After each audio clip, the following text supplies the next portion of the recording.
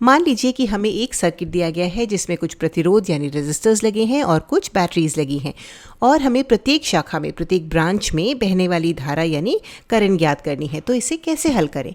तो यदि हमें एक सर्किट दिया गया है तो सबसे पहले हम यह देखते हैं कि क्या हम श्रेणी क्रम तथा पार्श्व क्रम के सूत्रों का उपयोग करके इस सर्किट को किसी तरह से सरल बना सकते हैं।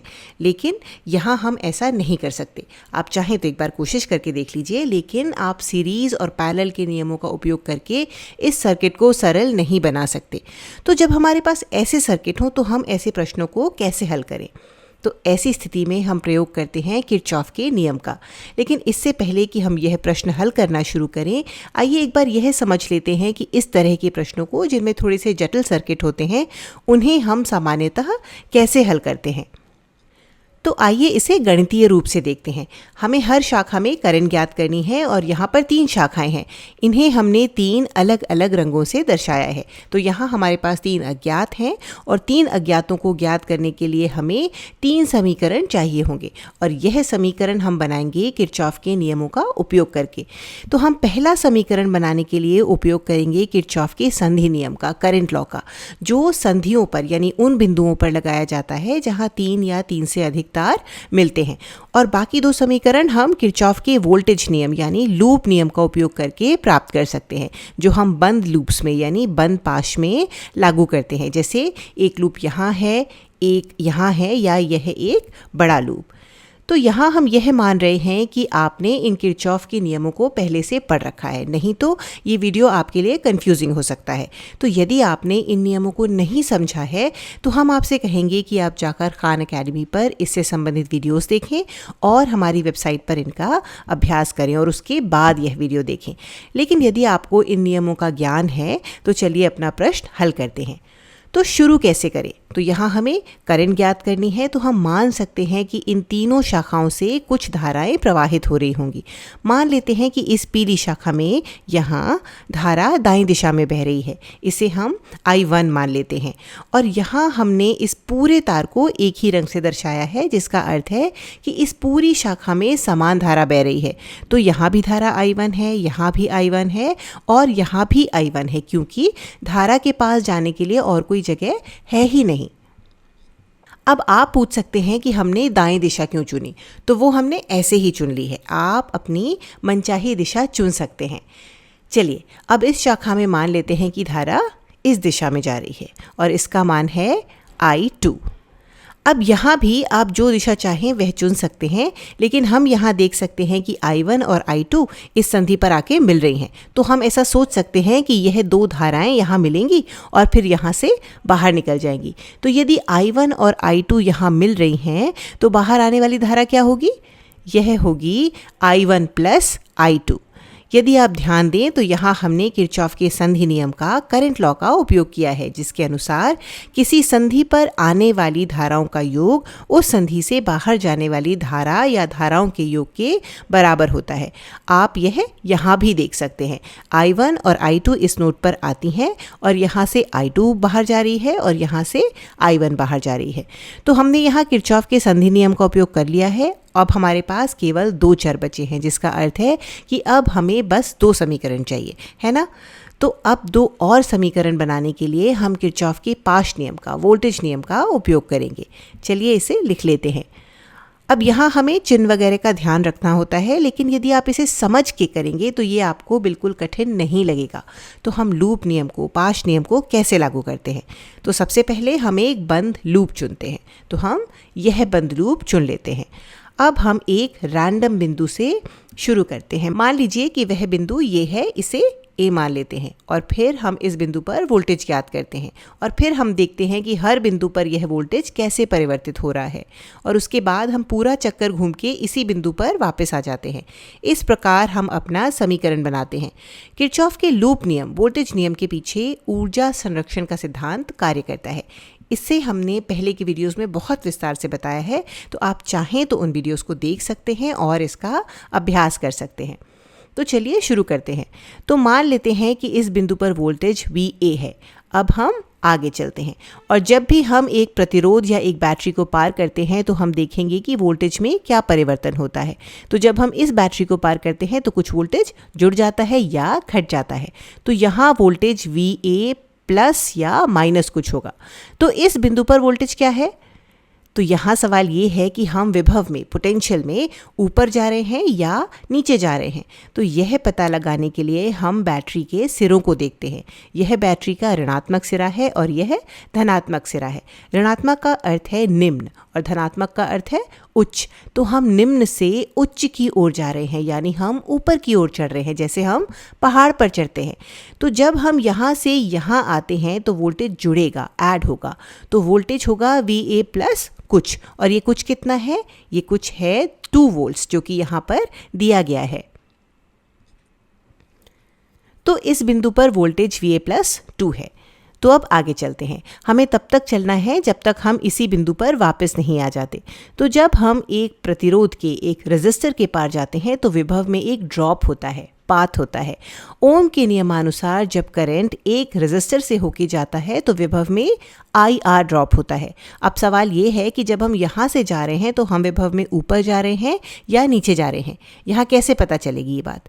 तो ध्यान दीजिए कि हम यहाँ करंट के समान दिशा में जा रहे हैं और एक प्रतिरोध से करंट हमेशा उच्च विभव से निम्न विभव की ओर बहती है। धनावेश हमेशा उच्च विभव से निम्न विभव की ओर बहते हैं। तो इसका अर्थ है कि यह सिरा धनात्मक है और यह सिरा ऋणात्मक है। तो इसका अर्थ है कि यहाँ विभव अधिक होगा और यहाँ कम होगा, क्योंकि करंट इस दिशा में बह रही है। तो हम कह सकते हैं कि हम नीचे की ओर जा रहे हैं। तो जब हम यहाँ आते हैं तो विभव में थोड़ी गिरावट होती है और यह होती है V बराबर IR। चूँकि R यहाँ 1 ओम है तो यह हुआ, और हमारी धारा कितनी है? धारा है I1। तो हमारा वोल्टेज पाथ हुआ I गुणा R, यानी I1 गुणा 1। तो यह इस बिंदु पर वोल्टेज है। और हम यही प्रक्रिया तब तक करते हैं जब तक कि हम यहाँ नहीं आ जाते। तो इस वीडियो को यहीं पॉज करिए और देखिए कि क्या आप इस समीकरण को खुद से पूरा कर सकते हैं। चलिए अब इसे साथ में करते हैं। तो जब हम यहाँ आते हैं तो हम इस प्रतिरोध को पार करते हैं। ध्यान दीजिए कि अब हम करंट की उल्टी दिशा में जा रहे हैं। तो फिर से वही नियम लगाते हैं। यदि करंट की दिशा यह है तो ये सिरा धनात्मक है और ये ऋणात्मक है। लेकिन याद रखिए कि अब हम उल्टी दिशा में चल रहे हैं। तो इसका अर्थ है कि हम निम्न से उच्च विभव की ओर जा रहे हैं। तो जब हम आगे आते हैं तो हमारा विभव बढ़ जाता है। कितने से? I2 गुणा 5 से। तो इस तरह के प्रश्नों में अधिकतर गलतियां यही होती हैं। हम ये ध्यान नहीं देते कि हम उच्च विभव की ओर जा रहे हैं कि निम्न विभव की ओर जा रहे हैं। हम बिना कुछ समझे बस रट लेते हैं कि यदि धारा की दिशा में जाना है तो ऋणात्मक, धारा के उल्टा जा रहे हैं तो धनात्मक। और यदि आप बिना कॉन्सेप्ट्स को समझे रट लेंगे तो गलतियां होना स्वाभाविक है। तो इसलिए इसे रटने की गलती ना करें, बल्कि इसके बारे में सोचें कि आप उच्च विभव की ओर जा रहे हैं या निम्न विभव की ओर।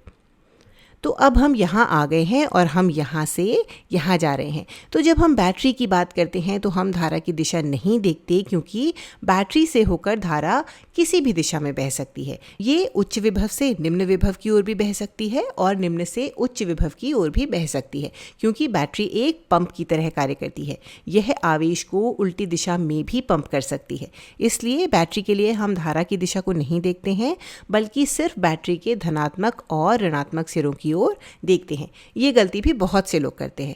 तो इस बैटरी के लिए यह ऋणात्मक सिरा है और यह धनात्मक सिरा है। तो जब हम यहाँ से यहाँ जाते हैं तो हम विभव में ऊपर की ओर जा रहे हैं। तो ये हम सिरों को देखकर ही बता सकते हैं। तो जब हम यहाँ आएंगे तो विभव क्या होगा? ये होगा +2। तो यह इस बिंदु पर वोल्टेज है। लेकिन इस बिंदु पर वोल्टेज और A पर वोल्टेज समान है, क्योंकि अब विभव में कोई अंतर नहीं हो रहा है, यानी यह पूरी चीज़ बराबर हुई VA के। और इस तरह हमने किरचॉफ के लूप नियम को, वोल्टेज नियम को प्रयोग करके अपना समीकरण बना लिया है। अब हम इस समीकरण को सरल बना लेते हैं। तो यह VA कैंसिल हो जाएंगे।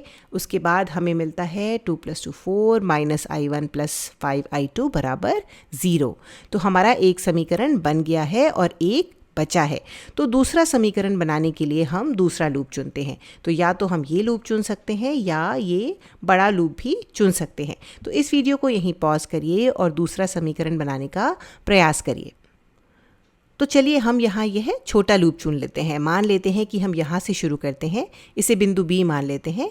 चलिए अब इस दिशा में चलते हैं। तो यहाँ पूरा चक्कर लगाते हैं और इस बिंदु पर वापस आते हैं। तो एक बार देखिए कि क्या आप ये समीकरण खुद बना सकते हैं। चलिए, यदि आपने एक बार कोशिश कर ली है तो हम आपको दिखाते हैं कि मिलने वाला समीकरण क्या होना चाहिए। इसको पूरा बनाने में बहुत समय लगता है, इसलिए ये हमने पहले से ही बनाकर रख लिया है, इसे लिख लिया है। अब आप इस वीडियो को यहाँ रोककर अपने उत्तर को इससे मिला लीजिए। चलिए, अब इस समीकरण को सरलीकृत करने पर हमें ये मिलता है। अगर हम इसकी उल्टी दिशा में भी चलते तो भी हमको यही समीकरण मिलता। हमें ये सब चिन्ह धनात्मक मिलते, किंतु उससे यहाँ कोई अंतर नहीं पड़ता। अब यदि हम एक दूसरा लूप चुनते, मान लीजिए कि ये बड़ा वाला, तो हमें एक भिन्न समीकरण मिलता, लेकिन हमारे अंतिम उत्तर अंततः समान ही आने वाले हैं। खैर, हमारे इस लूप के लिए समीकरण ये है।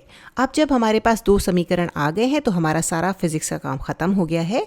अब हमें बस अलजेब्रा लगानी है। तो चलिए सारी फिजिक्स को गायब कर देते हैं ताकि हम अपना ये काम आसानी से कर पाएँ। तो यहाँ हम गुणांकों को बराबर करने का प्रयास करते हैं। तो हम इस समीकरण को 3 से गुणा कर देते हैं, जिससे हमें एक नया समीकरण मिल जाता है। अब हम इस ऊपर वाले समीकरण से नीचे वाले समीकरण को घटा देते हैं, जिससे हमें I2 मिल जाता है और ये बराबर है -2a के। अब इस मान को प्रतिस्थापित करके हम I1 का मान ज्ञात कर सकते हैं और I1 का मान है -6 एम्पियर्स।